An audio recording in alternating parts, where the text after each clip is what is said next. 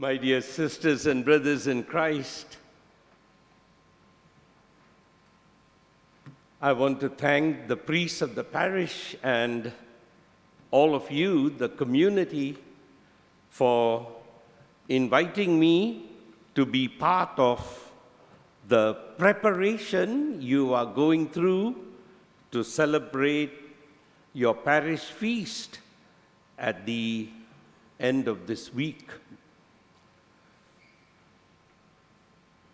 It's a real honor and privilege to be here, and it brings back so many memories of the wonderful time I had here in this very beautiful community from 1983 June to 1987 August. So those were wonderful years in which we were trying to do what the theme of your 5-day prayer and the theme of your feast this year is all about. We are all called to be living stones, and we are invited to build the house where God is and from which God can be radiated by you and me in the world in which we live. So what strikes me, my dear friends, as I look back on all these years of the parish of St. Vincent de Paul, 60 years now, I think this is your 60th anniversary. Wow. Diamond Jubilee, yeah? And it's really awesome the way this parish grew. In fact, the way this parish was founded and the accent that this parish had right from the very beginning when Father Sosad built up not so much a structure of bricks and mortar, but very much in the heart of Father Sosad was to build up a people, to build up a community, to build up parishioners who would be alive to God, who would be alive to each other, and who would be alive especially to the poor. This parish was born in the midst of poor people. And I remember Father Sosad in the house over there in Jalan Kayu, yeah, and then in that whole area of Boswatian, which was a kampong of really very, very poor people. He built up this community in such a wonderful way that people began to be aware of the needs and how the community responded to reach out in love and service to the poor. And over the years now, how this parish has grown and developed, yeah, not just physically, not just economically and socially, but over these 60 years, how this parish has grown to be a witness of God's goodness and love. It is in this spirit, that we tried to keep up that effort of Father Sosad and build the community. The church is not a building. The building may be called a church by virtue of you need to have a name for every kind of building, but the church is really the people of God. And that people of God lives the way of God. And the way of God is community. God is a community of Father, Son, and Spirit. He is a community. And He is the model. The Trinitarian God you and I worship is a model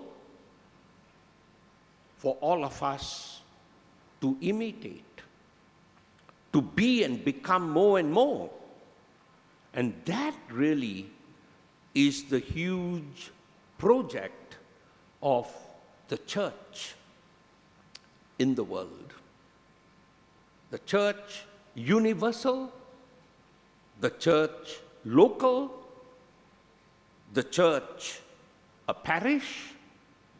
It's that same accent to be living in that kind of unity and harmony. That is God Himself in the relationship of Father, Son, and Spirit. So, my dear sisters and brothers, the theme, the question for today's celebration is, am I ready to allow myself to be used by God as a living stone? Am I ready to allow myself to be used by God as a living stone? It's a very loaded question.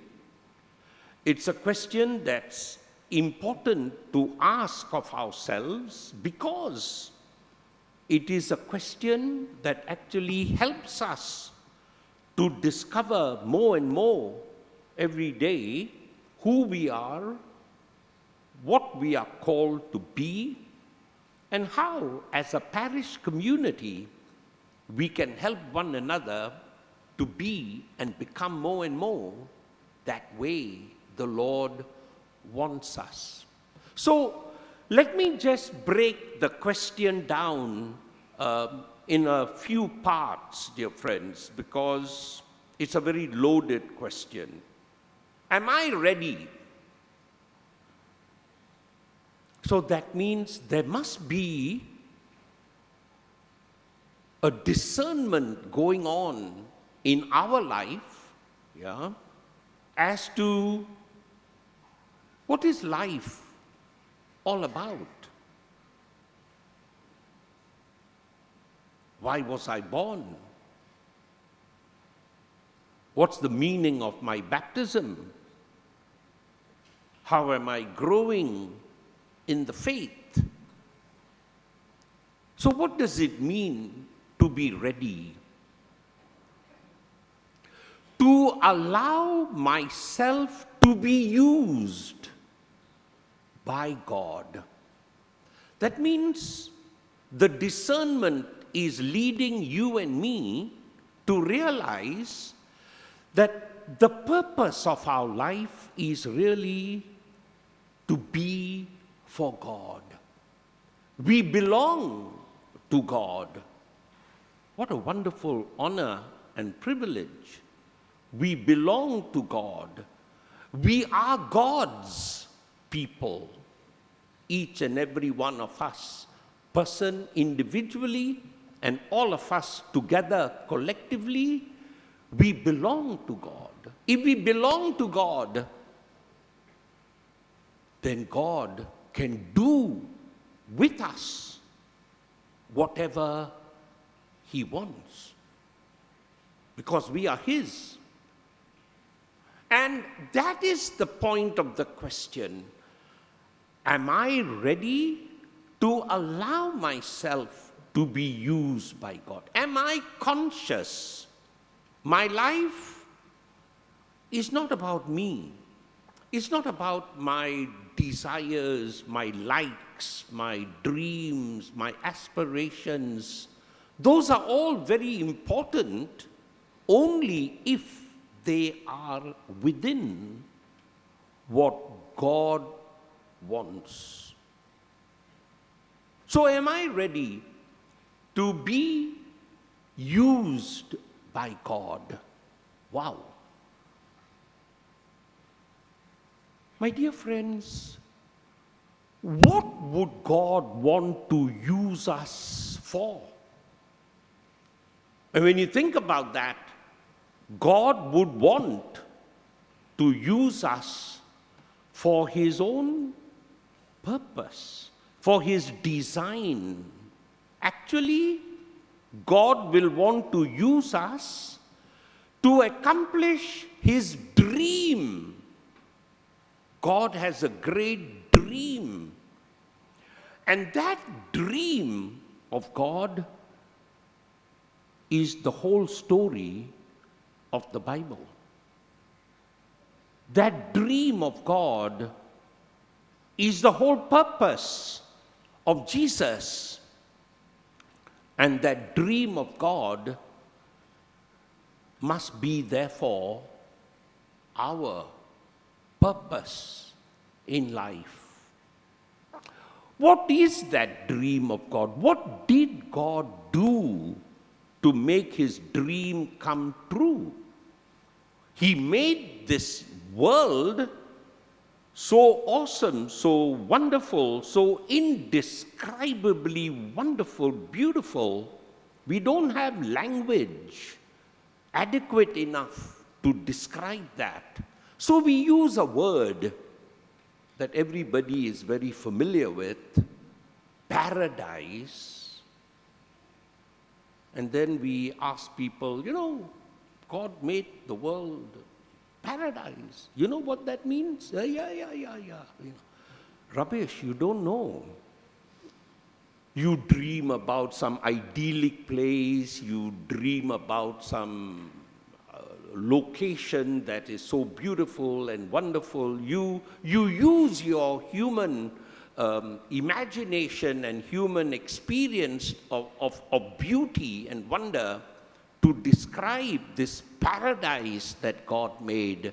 And we all fall short of it because the aim of God, the dream of God, the design of God was that this world should be an experience of absolute harmony, where everybody is one with God, everybody is one with one another, and everybody is one with nature. That's paradise. It's not about beauty, it's not about precious stones, it's not about idyllic rivers and countryside, and no. It's about harmony. That's what made paradise so awesome, so beautiful, so wonderful. Harmony. Everybody was so together with God and each other and the world in which they lived, they were happy. Not just materialistically happy, they were full of joy. Which is much deeper than happiness. Happiness is superficial and sometimes superfluous. It's very much on the surface. God didn't make us for that kind of superficiality. God made us for something much deeper that results only when that way of God happens. Everybody in harmony with one another. So what happened? What happened? What happened was a human disaster. And that's why the question, am I ready to allow myself to be used by God? Because the story goes that at some juncture, for some reason or another, it's very difficult to put our finger on and to explain, because It's very weird. For some reason, man and woman didn't want God to use them. They wanted to use and manipulate God for their own purpose. And that's how sin came into the world. What is that sin? It's the discord. It's the disruption of harmony. It's broken relationships. And you and I know the consequence of that is misery, is pain, suffering. What the first reading of today's Mass terms as spitefulness, deceitfulness, hypocritical behavior, making man and woman be envious of each other, critical of each other. It's terrible. This is just to name a few of the horrible things that's the consequence of sin. So am I ready to allow myself to be used by God? What does God want to do in this kind of situation? And what does it mean He wants to use you and me? He wants to change this sinful world, this horrible, rotten way of broken relationships. He wants to turn that back again into the accord, into the harmony, into the oneness. And therefore, through time and through the ages, from the Old Testament right into the New, God revealed Himself.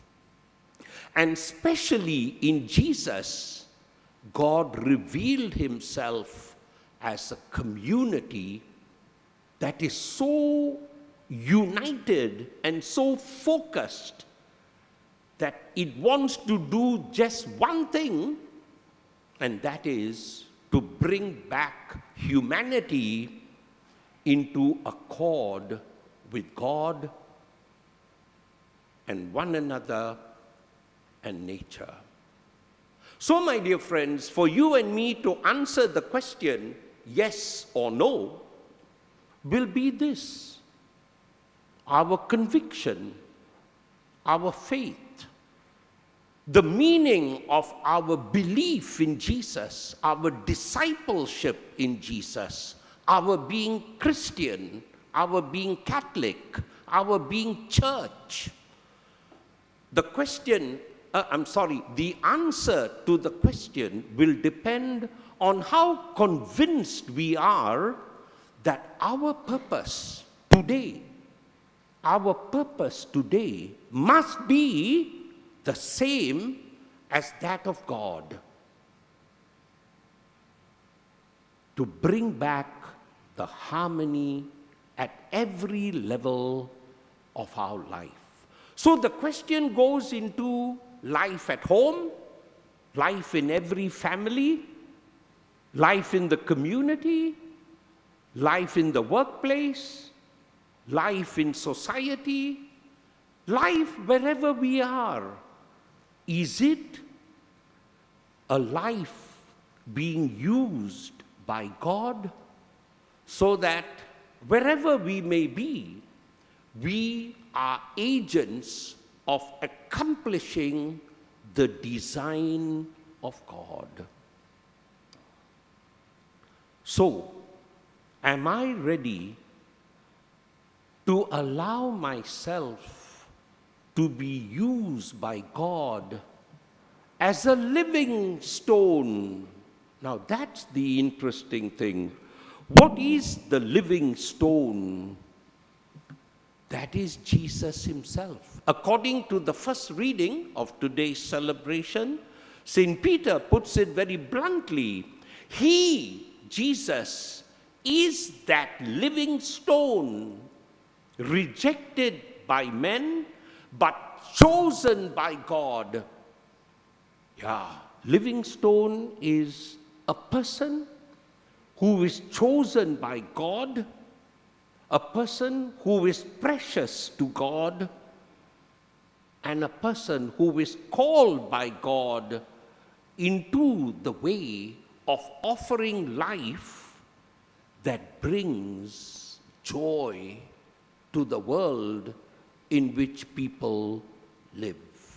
That's the living stone, Jesus, a man of intimate relationship with God, his Father, a man deeply in love with his people, a man utterly sincere in his concern and service and outreach, especially to the weak and the poor, and the man who came to bring forgiveness and the mercy of God to everybody, so that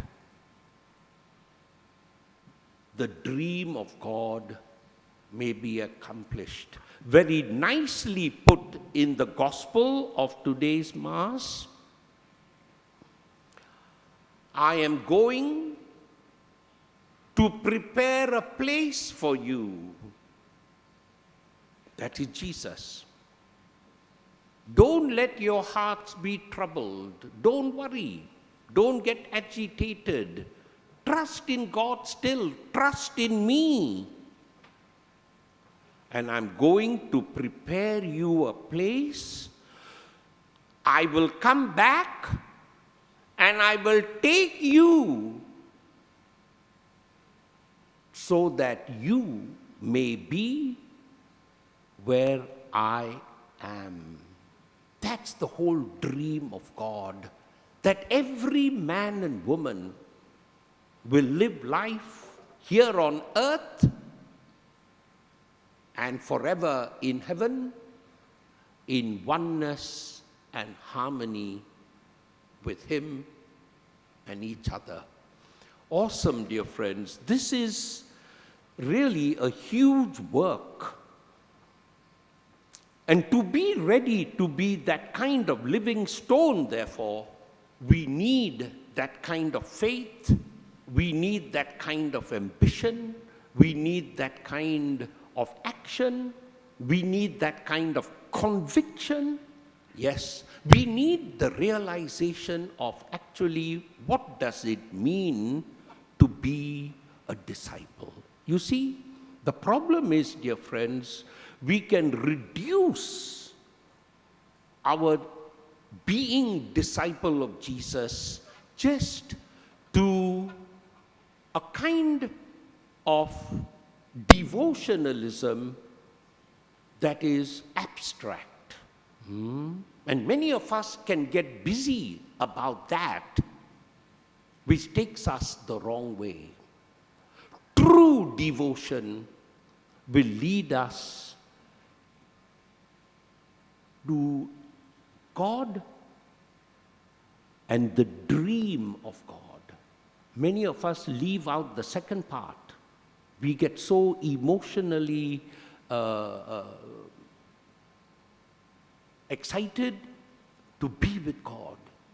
But to be with God is to share the same dream of God.